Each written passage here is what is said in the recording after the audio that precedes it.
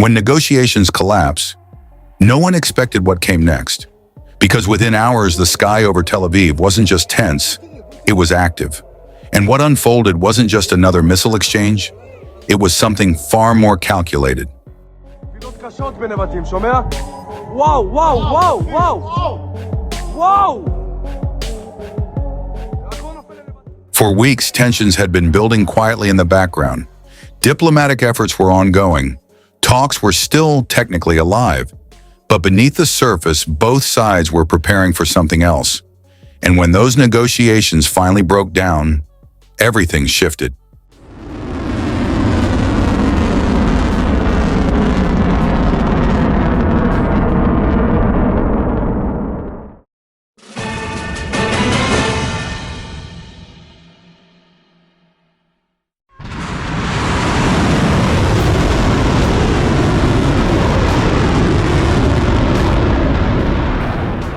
It didn't start with a single launch. Instead, multiple missiles were fired in sequence. Not all at once, but not far apart either. Different trajectories, different timing windows, designed to arrive not randomly, but together. From the ground, it may have looked chaotic, but from a systems perspective, this was structured.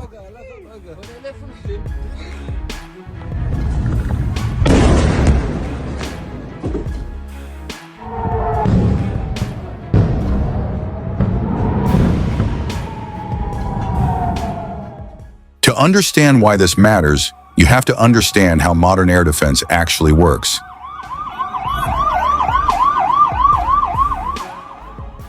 Israel's defense isn't built around a single system, it's layered. At the lower tier, systems like Iron Dome are designed to intercept short-range threats. They don't just shoot everything, they calculate.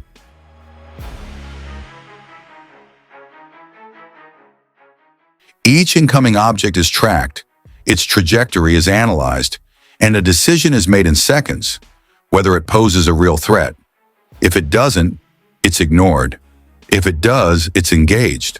That efficiency is what makes the system so effective, but it also creates a dependency on decision-making under pressure.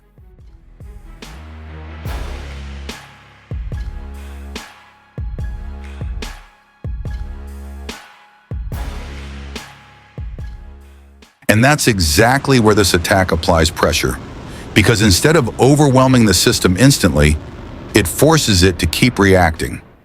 One wave triggers an interception, then another wave follows, and another.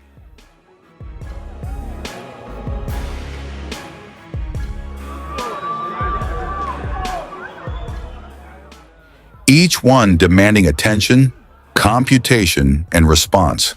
The system isn't just defending, it's constantly adjusting.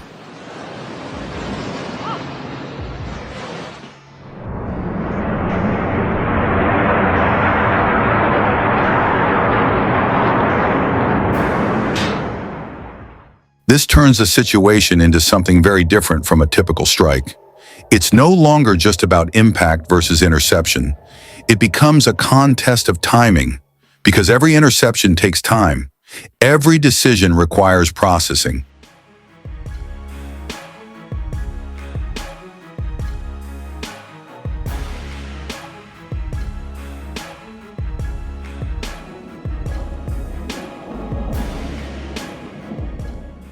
And when multiple threats appear nearly simultaneously, prioritization becomes critical. What gets intercepted first? What gets delayed? What might slip through?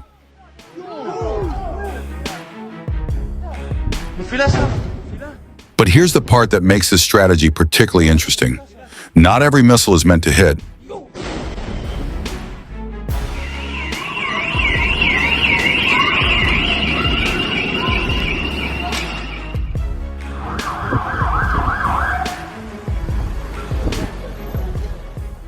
Some are there to trigger the system, to force a reaction, to consume attention and resources. This is what's often referred to as a saturation strategy, but not in the traditional sense of overwhelming with sheer volume. Instead, it's about controlled pressure, a sequence designed to keep the system engaged continuously rather than instantly overloaded.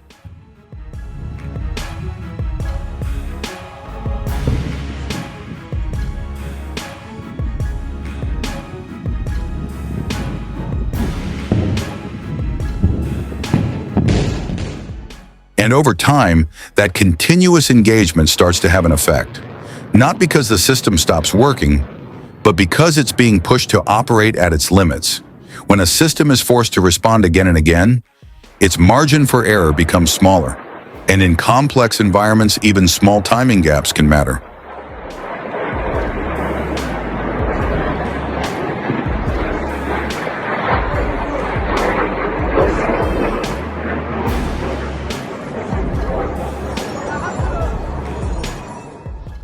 During the attack, many incoming threats were successfully intercepted. That part is important, but not all of them were. Some made it through, and in a dense urban area like Tel Aviv, even a small number of successful impacts can have significant consequences.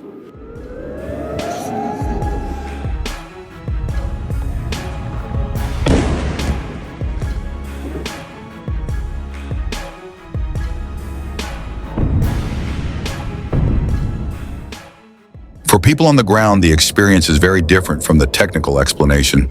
Sirens, flashes in the sky, interceptors launching upward while other objects continue downward. It's fast, confusing, relentless, and it all happens within minutes.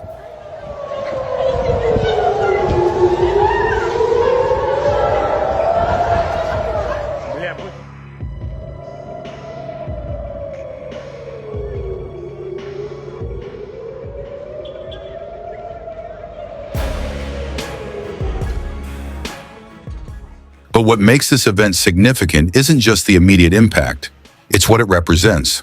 Because modern conflicts are no longer just about who has more firepower. They're about how systems perform under stress, how they adapt, and how they respond when conditions are no longer ideal.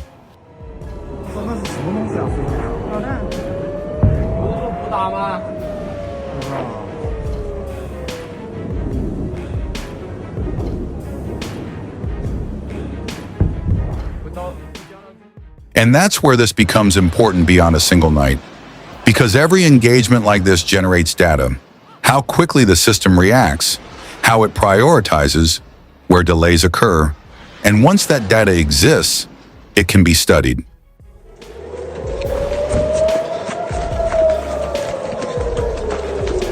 No?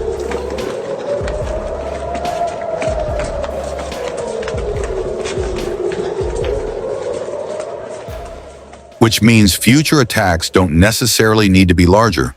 They just need to be smarter, more refined, more precise in how they apply pressure. Because if a system can be understood, it can be challenged again.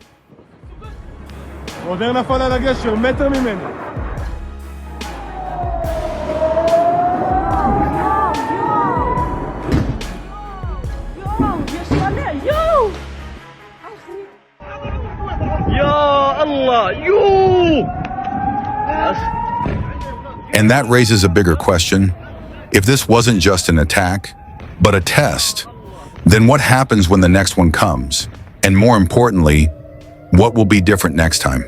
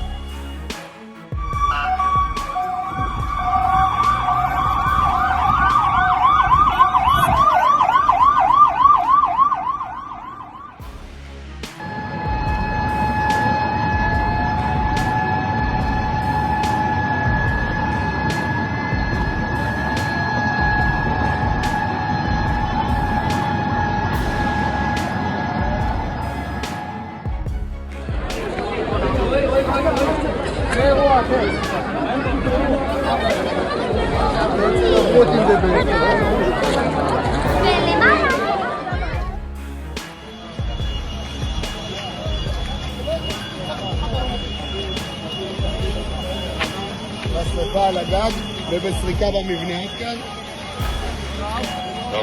כאן. חולצו כל הלכודים? אנחנו בסריקות. עדיין בסריקות.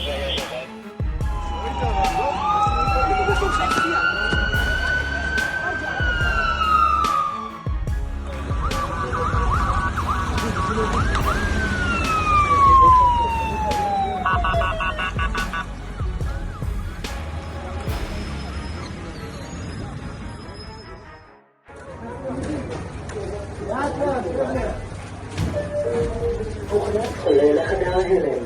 צוות לחדר ההלם.